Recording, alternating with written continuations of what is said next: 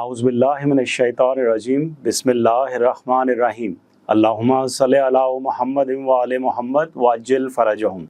अस्सलाम वालेकुम नाज़रीन, आपका मेज़बान सईद मुजाहिद हैदर हाज़िर खिदमत है। इमाम ज़माना अज्जलल्लाहु ताला फ़रजहु शरीफ के मुतल्लिक़ जब हम सोचते हैं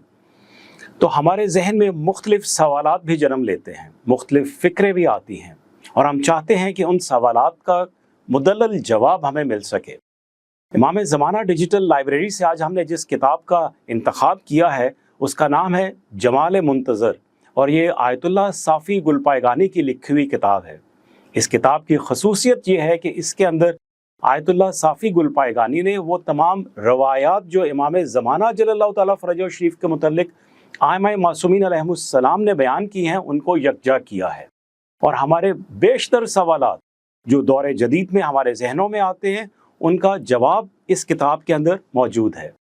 इस किताब पर आज गुफ्तगू करने के लिए हमारे मेहमान जनाब मौलाना हसन रज़ा बाकिर साहब। अस्सलाम वालेकुम। वालेकुम अस्सलाम व रहमतुल्लाहि व बरकातहू। अगर साहब मैं चाहूँगा कि आप हमें इस किताब के हवाले से जो रवायात बयान की गई हैं खसूसियत के साथ इमामत और इमाम ज़माना जल्लल्लाहु ताला फ़रजहु शरीफ की इमामत के ऊपर मैं चाहूँगा कि आप उन पर रोशनी डालें। बिस्मिल्लाहिर्रहमानिर्रहीम। सबसे पहले तो हम अल्लाह तबारक व तआला का शुक्र अदा करते हैं कि उसने इस मादियत परस्ती के दौर में हमें इमाम ज़माना अलैहिस्सलाम के हवाले से कुछ रूहानी ग़िज़ा हासिल करने का मौका मैसर फरमाया है। अब अगर हम इस किताब के तारुफ़ के हवाले से देखें और इसके मुअल्लिफ़ के हवाले से, सबसे पहले तो जो मुअल्लिफ़ है उनकी अपनी शख्सियत इल्मी हलकों में जानी पहचानी हुई शख्सियत है कि आयतुल्लाह साफ़ी गुलपायगानी कि जिनके वालिद भी आलिम दीन थे और इंतहाई मुहिब्ब अहले बैत घराना था। आप क़ौम में मुख्तलिफ़ उलमा से कसब फ़ैज़ हासिल किया, फिर आप नजफ़ अशरफ अमीर कायनात हज़रत अली अलैहिस्सलाम की दहलीज़ पर नजफ़ अशरफ तशरीफ़ ले गए और उस दौर के जो बड़े बड़े उलमा फ़ुक़हा थे उनके सामने आपने ज़ानुए तलम्मुज़ तय किया। और अगर हम आपकी किताबों के हवाले से देखें तो तकरीबन 100 के करीब हमें आपकी किताबें मिलती हैं और उन्हीं में से एक किताब जमाल मुंतज़र है। अब देखिए, जब हम 12वें इमाम महदी अलैहिस्सलाम अज्जलल्लाहु ताला फ़रजहु शरीफ के बारे में गुफ्तगू करते हैं तो उसमें सबसे पहले तो एक मुसलमान के जहन में ये चीज़ आती है कि क्या इमामत का कोई कॉन्सेप्ट हमें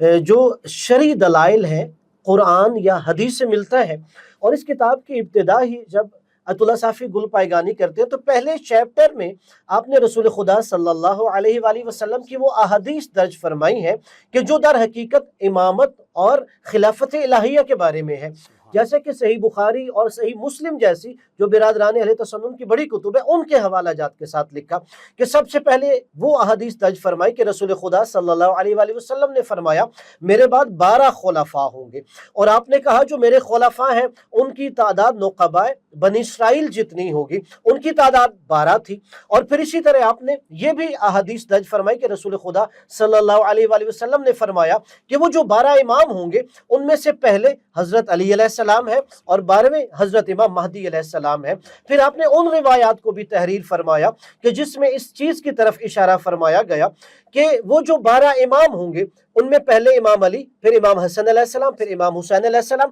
और फिर इमाम हुसैन अलैहिस्सलाम के 9 बेटे इमाम होंगे। फिर एक अहादीस का वो तबका और गिरोह मौजूद है कि जिसमें इस चीज़ की तरफ इशारा फरमाया गया कि फिर वो जो 9 इमाम हुसैन अलैहिस्सलाम की औलाद में से होंगे उनमें से 9वें इमाम महदी अलैहिस्सलाम होंगे। और फिर कुछ अहादीस इस मफहूम को बयान कर रही हैं कि जो इमाम महदी अलैहिस्सलाम ज़ुहूर फरमाएंगे कि जिनके बारे में खुद इमाम महदी अलैहिस्सलाम की गैबत और इमाम महदी अलैहिस्सलाम की विलादत और आखिरी ज़माने में ज़ाहिर होने के मुतल्लिक जो कुछ रसूल खुदा सल्लल्लाहु अलैहि वसल्लम ने बयान फरमाया उनको बयान किया गया। और उसमें अहम तरीन ये है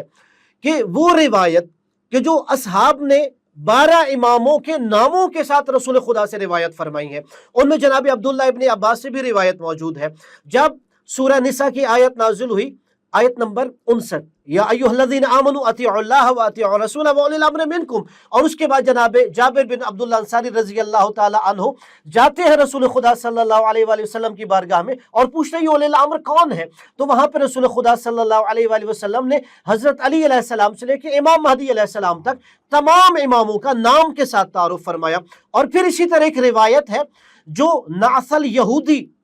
इमाम अलैहिस्सलाम کہ ابھی اسے کوئی پتہ نہیں ہے، ابھی اس نے کوئی کلمہ اسلام نہیں پڑھا، کوئی اس نے رسول خدا سے آشنائی معرفت نہیں ہے، اور رسول خدا سے آ کے جب اس نے سوالات کیے اور امامت کے بارے میں پوچھا تو آپ نے اس یہودی نعفل جس کا نام تھا اسے بھی 12 اماموں کے نام بتائے کہ پہلے امام حضرت علی علیہ السلام ہے، پھر امام حسن علیہ السلام ہے، پھر امام حسین علیہ السلام ہے، پھر امام علی زین العابدین علیہ السلام ہے، پھر امام محمد باقر علیہ السلام ہے، پھر امام جعفر صادق علیہ السلام ہے، ان کے بعد امام موسیٰ کاظم علیہ السلام ہے، پھر امام علی رضا علیہ السلام ہے، ان کے بعد امام محمد تقی علیہ السلام ہے، پھر امام علی نقی علیہ السلام ہے، پھر امام حسن عسکری علیہ السلام ہے، پھر حضرت امام محمد یعنی مہدی عجل اللہ تعالیٰ فرجہ شریف ہے۔ اور جب اس نے یہ روایت سنی اور ان تمام اماموں کے نام سنے تو فوراً وہ رسول خدا کے ہاتھ پر اسلام قبول کرتا ہے۔ یعنی یہ سب روایات کی روشنی میں بیان کیا گیا، اور اس میں ایک اہم چیز کا جو بعض برادران اسلام کو شبہ ہوتا ہے کہ شاید جب ہم امام مہدی علیہ السلام کے بارے میں بات کرتے ہیں